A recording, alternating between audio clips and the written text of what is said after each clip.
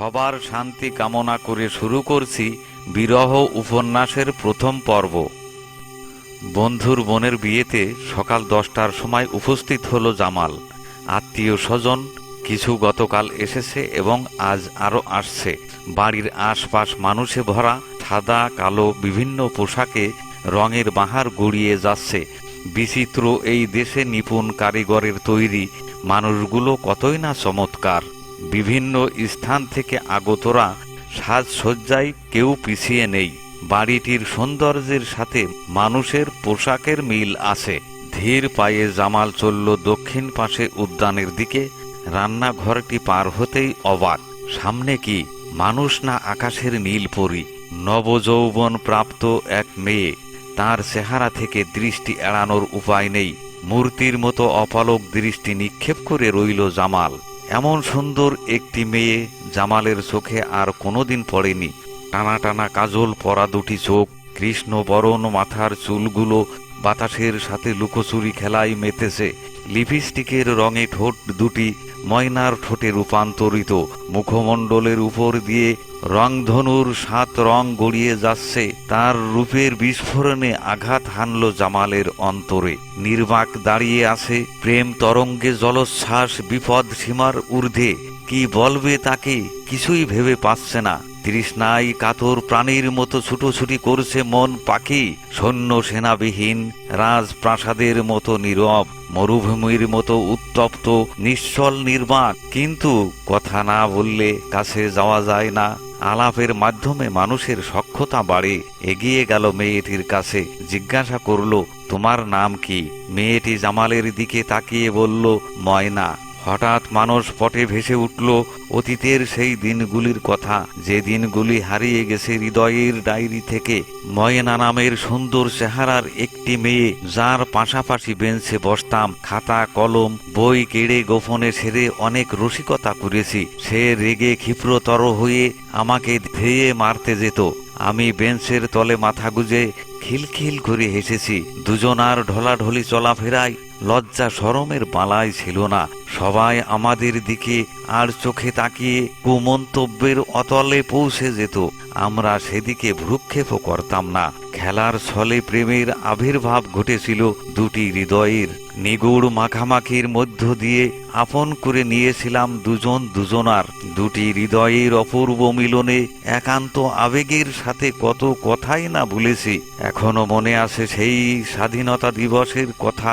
গাছের ছায়ায় বসে বাদাম খেতে খেতে বলেছিলাম, ময়না, আমার জীবনে যদি কাউকে বিয়ে করতে হয় তবে তোমাকেই বিয়ে করব।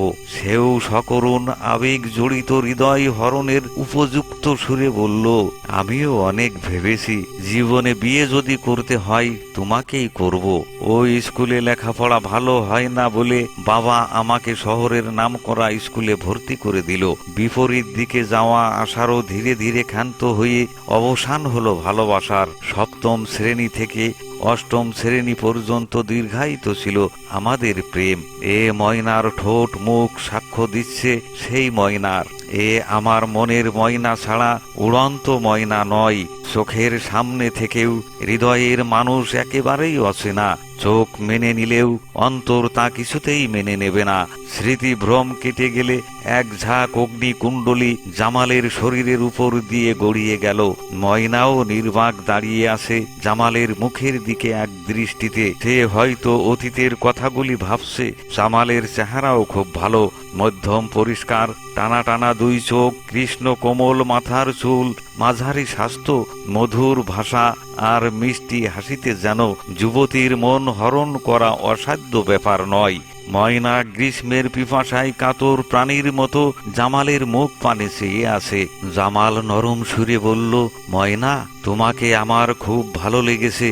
আমি তোমার পিতামাতা, জায়গা জমি কি আছে কি না আছে জানতে চাইনে। শিক্ষিত অশিক্ষিত, ধনী গরিব কোনোটার আমার প্রয়োজন নেই। আমি শুধু চাই তোমাকে। আমি তোমাকে পেলেই সুখী। ময়নার হাত জড়িয়ে ধরে বলল, তুমি কথা দাও ময়না, আমার ক্ষুধার্ত মনের ভোজে শান্তিতে ভরপুর হয়ে উঠুক। তুমি কথা দাও ময়না। ময়না ও জামালকে একান্তভাবে ভালোবেসে ফেলেছে, না বলবার উপায় নেই। বলল, নাম না জানা পরিচয়হীন এক যুবক তুমি। কিছু জানার সদিচ্ছাও আমার নেই। শুধু খোদাকে সাক্ষী রেখে বলছি আমি তোমাকে ভালোবাসি। ময়না, এমন সুযোগ জীবনে হয়তো আর নাও আসতে পারে। আজ আমরা স্বাধীন। তোমার আমার প্রেম জানাজানি হলে পিতা মাতারা হয়তো নাও মেনে নিতে পারে। তাই এই সুযোগে চলো আমরা বিয়েটা সেরে ফেলি। বিবাহ রেজিস্ট্রার মাওলানা আমার খুবই পরিচিত। বেশি দেরি হবে না। যথাসময়ে উপস্থিত হয়ে খানাপিনা সেরে একসঙ্গে বিদায় নিতে পারবো। অভিভাবকরা পীড়াপিড়ি করলে আদালতে আশ্রয় নেবার পথটাও গুছিয়ে রাখি। কি এক অজানা নেশায় আসক্ত হয়ে ময়না বলল, তোমার কথায় আমি রাজি, চলো এই মুহূর্তে বেরিয়ে পড়ি। দুজনেই যথা সময়ে পৌঁছে গেল রেজিস্ট্রি অফিসে। বিবাহের এক পর্যায়ে নাম উচ্চারণ হওয়ার সাথে সাথে দুজনের মনে অজানা আশঙ্কা উদ্বেলিত হলো। তবু একে অপরকে কিছু বলল না। ঘণ্টা তিনেকের মধ্যে বিয়ে শেষ করে ফিরে এলো যথা স্থানে। জামাল ও ময়নার পিতা দুজনই বেরুলি বাজারের বড় ব্যবসায়ী। অর্থ সম্পদ কারো কম নেই।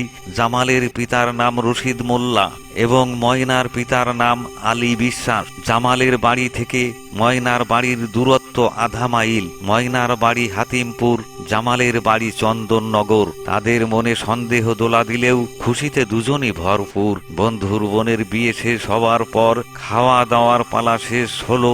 বর বউকে গাড়িতে তুলে দিল। বন্ধুর নিকট থেকে বিদায় নিয়ে ওরা ফিরল বাড়ির পথে। জামালের বাড়ি। পিতার পায়ের কাছে বসে মার্জিত সুরে বলল, বাবা, আমি একটা অন্যায় করেছি, তুমি আমাকে ক্ষমা করে দাও বাবা। পিতা বলল, আমি তোমার পিতা, তুমি অন্যায় করে ক্ষমা চেয়েছো, তাতেই আমি খুশি। তোমার সমস্ত অপরাধ ক্ষমা করে দিলাম। বলো তো এমন কি অন্যায় তুমি করেছো? জামাল ভীতি সংকোচের বিনীত সুরে বলল, বাবা, আমি আলী বিশ্বাসের মেয়ে ময়নাকে বিয়ে করেছি। বাবা রেগে দাঁতে দাঁত চেপে ধরে আসন ছেড়ে দাঁড়িয়ে বলল, আলী বিশ্বাস, আলী বিশ্বাসের মেয়ের সাথে আমার ছেলের বিয়ে হতে পারে না, যার সাথে আমি 10টি বছর মিথ্যে মামলার ঘানি টানছি। শোনো জামাল, ওই মেয়েকে তালাক দিয়ে অন্য কাউকে বিয়ে করো। সেখানে ধর্ম, বর্ণ, ধনী গরিবের কোনো আপত্তি আমার নেই। যাকে তুমি পছন্দ করবে তাকেই আমি পুত্রবধূ বলে বরণ করে নেব। জামাল বলল, ও কথা বলো না বাবা, আমি যে ময়নাকে ছাড়া বাঁচব না। ওকে আমি গভীরভাবে ভালোবাসি। যে ভালোবাসার হৃদয়ের গভীরে শেকড় গেড়ে বসে আছে, আমি সে ভালোবাসার মূল কিভাবে উপড়ে ফেলবো? তুমি আমাদের মাঝে বাধার সৃষ্টি করে অশান্তি ডেকে এনো না বাবা। বাবা বলল, অশান্তির আর বাকি কোথায়? তুমি আমার মনে যে অশান্তির আগুন ধরিয়েছ, সে আগুনে পুড়িয়ে আমি অঙ্গার হতে চলেছি। এ আগুন থেকে তুমি আমাকে রক্ষা করো বাপ। তুমি ওই মেয়েকে তালাক দিয়ে আমার অন্তরের জ্বালা নিভিয়ে দাও। জামাল বলল, আমার ভালোবাসাকে আমি নিজ হাতে দাফন দিয়ে কি করে বেঁচে থাকবো? ময়না ছাড়া আমার পৃথিবী অন্ধকার হয়ে যাবে। ভালোবেসে যে মালা ময়নার গলায় পরিয়েছি, সে মালা নিজ হাতে ছিঁড়ে পবিত্র প্রেম পদদলিত করতে পারবো না বাবা। তুমি আমাকে ক্ষমা করো, আমি তোমার হুকুম পালনে ব্যর্থ। পিতা বলল, তবে শুনে নাও জামাল, আমি বেঁচে থাকতে আলী বিশ্বাসের মেয়ে এ বাড়ির দরজায় পা দিতে পারবে না। একই ঘটনা ঘটল ময়নার বাড়িতে। ঘটনাটি শুনে আলী বিশ্বাস রাগে উগ্র হয়ে উঠল। কিছুক্ষণ নীরব থেকে দাঁড়িয়ে কিছুটা সংযত হয়ে বলল, তোমার কথা শুনে আমি অবাক হলাম ময়না। তুমি আমার একমাত্র মেয়ে হয়েও আমার মতামতের প্রয়োজন হলো না তোমার। খুবই ভালো কাজ করেছো, তাই না? খুবই ভালো কাজ করেছো মা, খুবই ভালো কাজ করেছো।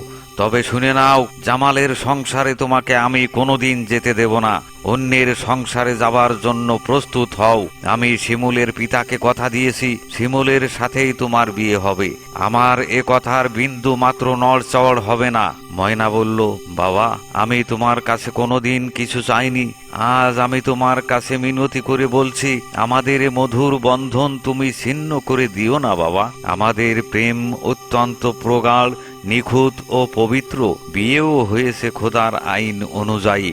পিতা বলল, প্রেম প্রেম খেলাটা এখন সমস্ত যুবক যুবতীর মধ্যে চর্মরোগের মতো প্রবেশ করে থাকে। দুদিন পরে ঘা শুকিয়ে যাবার মতো প্রেমও পালিয়ে যায়। আর বিয়েটা সম্পূর্ণ সামাজিক বন্ধন। সমাজ যেখানে জানে না, বিয়েটাও সেখানে স্বীকৃতি পাবে না। অতএব পশ্চাৎকে তুলে ধরে ভবিষ্যৎকে ভুল লুণ্ঠিত করার চেয়ে ভুলে যাওয়া অনেক ভালো। ময়না বলল, আমি কিছুতেই ভুলতে পারবো না বাবা। জামাল আমার মনের রাজা, তাকে ছাড়া কি মূল্য আছে শূন্য প্রাসাদের? আমি অন্য কারো গলায় মালা দিয়ে আমার ভালোবাসাকে অপমান করতে পারবো না। এটাই আমার শেষ কথা। আলী রেগে ভীষণ গর্জন করে বলল, ময়না, যতদিন শিমুলের সাথে তোমার বিয়ে না হয় ততদিন ঘরের বাইরে একটি পাও রাখতে পারবে না। আমারও এটা শেষ কথা। ময়না জামালের প্রেম কাহিনী গ্রাম থেকে শুরু করে হাট বাজারেও ছড়িয়ে পড়ল। প্রতিটি চার দোকানে মুখরোচক গল্পে পরিণত হয়েছে। কেউ সত্য কথাটি বলে, আবার কেউ মাধুর্যের সৃষ্টি করে, আবার কেউ ধিক্কারের সুরে অসম্মানজনক কথাবার্তা বলে। এতেও তৃপ্তি যোগায় তাদের মনে। পাড়ায় পাড়ায় মহিলারা একত্রে বসে ময়না জামালের কাহিনী তোলে। রঙে ঢঙে সাজিয়ে গুছিয়ে পর্বের পর পর্ব শেষ করে অবসর সময় কাটিয়ে দেই। একজনের অধিক মানুষ যেখানে, সেখানে ময়না জামাল ছাড়া দ্বিতীয় কোনো গল্প হয় না। কি যে মধু তাদের সমালোচনায় কেই বা জানে। বিধাতার কি যে লক্ষ্য, সে ছাড়া দ্বিতীয় কেউ জানে না। সমালোচনায় মানুষ অনাবিল আনন্দ লুটে যাচ্ছে। ওদিকে দুই বিরোহী বিরোহিনীর প্রাণের আকুতি বন্দিশালায় গুমরে গুমরে নিষ্পেষিত হচ্ছে। গভীর সমুদ্রের জলে কিনারের প্রত্যাশায় আহাজারি অসহায় তরুণ তরুণীর অন্তর প্রচণ্ড আঘাতে চূর্ণ বিচূর্ণ। নাওয়া খাওয়া ঘুমানোর সময় সুশি জামালের নিকট থেকে পালিয়েছে। ইচ্ছে মতো চলে, কারো সাথে কথা বলে না। চুলের বাহার হারিয়ে গোপ দাড়িতে পাগল হতে বসেছে। মুখে শুধু একটি নাম, ময়না। লোকালয়ে এখন আর ভালো লাগে না। বক্তারা যখন মুখ ভেঙচিয়ে তাদের ইতিহাস শুরু করে, তখন তার মনটা বড় অসহায় হয়ে পড়ে। কিছু বলতে গেলে তারা বেশি কথা শুনিয়ে দেয়। জামাল যার জবাব খুঁজে পায় না, কারণ জামালের অন্তরে প্রশ্নোত্তরের কোনো স্থান নেই। আছে শুধুই ময়না। সে ময়নার সৌন্দর্যের বিবরণ খুব ভালো দিতে পারে, কেবল ময়নার কথা ছাড়া আর কোনো কথাই খেয়ালও করে না। আবার অন্য কথার উত্তর দিতেও চেষ্টা করে না। ময়না তার শিরা উপশিরা রক্তকণিকা পর্যন্ত ছড়িয়ে আছে। তার চতুর্দিকে ময়নার ছবি রংধনুর মতো লুকোচুরি খেলছে। ময়নার মানব মূর্তি দূরে থাকলেও তার মন আছে জামালের মনের সাথে মিশে। হৃদয়ের মাঝখানে প্রেমের কাছে বাঁধানো ছবিটির উপর তার লক্ষ্য। বেখেয়ালে সরে যাবার ভয়ে কারো সাথে কথা বলতে চায় না। অন্তরে ময়নাকে নিয়ে নীরবে থাকতে চায় সে। গভীর ঘন অন্ধকার রাত, প্রচণ্ড গরমে মশার কামড়ে ঘুম কাতুরে মানুষেরা হাঁসফাঁস করছে। নিদ্রাহীন বিরোহী জামাল খুঁজে ফিরছে তার প্রেয়সী ময়নাকে। কোথায় পাবে, কিভাবে পাবে, এটাই তার প্রশ্ন। প্রিয়া দূরে থাকার বেদনা যে কত নির্মম, তা জামাল ছাড়া অন্য কেউ জানে না। ময়নাকে এক নজর দেখার জন্য হৃদয়ের ব্যাকুলতা বেড়েই চলেছে। প্রবোধ মানছে না মন। ধৈর্য উপেক্ষার তুফান উঠেছে অন্তরে। বাসা মরার কোনো চিন্তা নেই তার। পাহাড় সমান বাধা হলেও তা ভেঙে চুরমার করে ময়নার কাছে ছুটে যাবে। ময়না এখন আগের সেই ময়না আর নেই। হাড়গোড় জোড়ানো জীর্ণ শীর্ণ এক কঙ্কাল মানবী। সর্বক্ষণ জানালার কাছে বসে দূর পানে চেয়ে থাকে। কোনো পথিকের আগমনে দৃষ্টি পড়লে ভাবে, আমার জামাল আসছে। খুশিতে তরতাজা হয়ে ওঠে মনটা। পাশের বাঁকা রাস্তা বেয়ে চলে যেতে দেখে নিরাশার প্রগাঢ় অন্ধকার ঘিরে নেই তার মনটাকে। ভাবে, আমার জামাল হয়তো আমার মতো বন্দী। তাকে আমার কাছে আর কোনোদিন আসতে দেয়া হবে না। জামাল জালানার কাছে দাঁড়িয়ে মৃদু সুরে ডাকলো, ময়না। ডাক শুনে জামালকে চিনতে দেরি হলো না। অস্থির হৃদয়ে স্বস্তির ব্যস্ততাই বলল, আমার জামাল, তুমি এসেছো? স্বপ্ন দেখছিনি তো? জানালার ফাঁক দিয়ে হাত বের করে বলল, তুমি আমার হাত ধরো, দেখি তুমি সত্যিই এসেছো কিনা। প্রতি রাতে তুমি আমাকে ঘুম থেকে জাগাও, অথচ চোখ মেলে তোমাকে খুঁজে পাইনে। জামাল দুটি হাত ধরে বলল, আজ আমি সত্যিই এসেছি ময়না, কিন্তু তোমার অবস্থা এমন কেন? ময়না বলল, তোমার চেহারাটার দিকে খেয়াল করো জামাল, আমরা দুজন একই রোগের অসুস্থ রোগী। জামাল বলল, আমার কথা যে বিন্দু মাত্র খেয়াল নেই ময়না, আমার মাঝে শুধুই তুমি। তোমাকে আমার অন্তরে বসিয়ে আমি তো তুমিই হয়ে গেছি। আমার ভিতরে আমি আর নেই, সবই যে তুমি। আজ অতি কাছে পেয়েও দূরে থাকার বেদনাই দুজনই মর্মাহত। বক্ষ ভেদ করে বেরিয়ে আসছে কান্না, বাঁধ ভাঙা চোখের পানি গড়িয়ে যাচ্ছে বুকের উপর দিয়ে। রোধ করবার ক্ষমতা দুজনে হারিয়ে ফেলেছে। নিয়তির নির্মম কষাঘাতে আজ একজন ঘরের ভেতরে আর একজন ঘরের বাইরে দাঁড়িয়ে চারটি চোখের পানি ছেড়ে দিয়েছে। ময়না জামালের চোখের পানি মুছতে মুছতে বলল, তুমি আমাকে ভুলে যেও না জামাল, আমি ছাড়া পেলেই তোমার কাছে ছুটে যাব, আর কোনোদিন ফিরে আসব না। প্রতি রাতে আমি এই জানালার দিকে চেয়ে থাকবো, তুমি এসে দেখা দিয়ে যেও। আর না এলে আমার সমাধির পরে কবরে এক মুঠো মাটি দিয়ে যেও, না দিলে আমার মৃত আত্মা কখনো শান্তি পাবে না। জামাল বলল, ও কথা বলো না প্রিয়া, তুমি আমার মনের ময়না। গহীন বনের মাঝেও তোমাকে আমার মনের মাঝে খুঁজে পাই। তোমার দূরে থাকার বেদনাও আমি সইতে পারবো, কিন্তু তোমাকে হারাবার ব্যথা আমার এ বিদীর্ণ অন্তর কিছুতেই সইতে পারবে না। আমি যে তোমার মাঝেই বেঁচে আছি। ময়না বলল, তুমি ক্ষমা করো জামাল, আমি সারা জীবন শুধু তোমারই জন্য বেঁচে থাকব। আমি বুঝতে পেরেছি দেহের কাছে দেহ পাওয়াটাই প্রেম নয়, মনের কাছে মন পাওয়াটাই বড়। আমার এ শীর্ণ কঙ্কালে শুধু তোমারই নাম লেখা থাকবে, আর মনের সাথে থাকবে মন। এর চেয়ে বড় পাওয়ার আর কি আছে? ভোরের পাখিরা মিনতির সুরে তুলেছে সুর। জামাল পালিয়ে গেল ঘন অন্ধকারের সাথে মিশে। ময়নাকে পূর্বে কখনো দিনে ঘুমাতে দেখা যায়নি, এখন সে সারাদিন ঘুমিয়ে থাকে। আলীর মনে জাগলো সন্দেহ, সে মনে মনে ঘুমানোর কারণ খুঁজে ফিরছে। ঘরের পিছনে গিয়ে দেখলো বড় বড় পায়ের চিহ্ন, আর বুঝতে বাকি নেই তার জামালের সাথে ময়নার প্রতি রাতে কথা হয়, যার কারণে ময়না সারাদিন ঘুমিয়ে থাকে। এ আসা যাওয়া বন্ধ করতে হবে। ফন্দির পর ফন্দি চালিয়ে যাচ্ছে, কোনোটাই একমত হতে পারছে না। অবশেষে সিদ্ধান্ত নিল জামালকে হত্যা করার। রাত 8টা বাজে। জামাল ভাবছে গভীর রাতে গিয়ে ময়নার সাথে প্রাণ খুলে কথা বলা যায় না, অথচ রাত শেষ হয়ে যায়। ময়নার ঘরের পিছনে গিয়ে উকি দিচ্ছে জানালার ফাঁক দিয়ে। আলী বাইরে এসে দেখল জামালকে।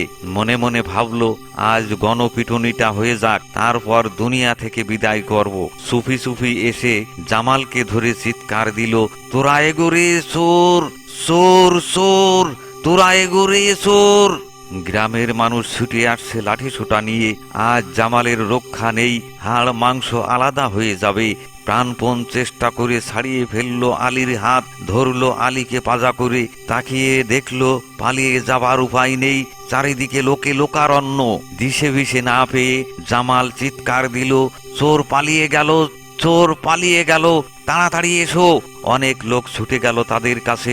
কোথায় চোর, কোথায় চোর, কোথায় চোর? জামাল আলীকে সামনে ঠেলে দিয়ে বলল, এই যে চোর। অন্ধকারে শুরু হলো গণপিটুনি। কথা বলার সুযোগ নেই তার। মাঝে মাঝে শোনা যাচ্ছে, আমি না, আমি না। এ সুযোগে পালিয়ে গেল জামাল। পাড়ায় বেশ কয়েক মাস ধরে হাঁস মুরগি থালা বাটি চুরি হচ্ছে, অথচ চোর ধরা পড়ছে না। আজ সে চোর হাতে নাতে ধরে মানুষ কিভাবে স্থির থাকবে? চালিয়ে যাচ্ছে বেদম প্রহার। ভূপাতিত হয়ে গেল আলী। আমাকে আর মেরো না, আমি আলী বিশ্বাস বলে বেহুশ হয়ে গেল। শেষবারের কথাটি শুনে একজন টর্চ নিয়ে এগিয়ে গেল, দেখল সত্যি আলী। মানুষের মধ্যে আর এক বেদনার ব্যস্ততা শুরু হলো। তাড়াতাড়ি আলীকে নিয়ে তুলল বারান্দায়। ছুটোছুটি শুরু হলো। মাথায় পানি দিতে লাগলো এক দল, ডাক্তারের খোঁজে বেরিয়ে পড়ল আরেক দল। আগামী পর্বে চোখ রাখুন।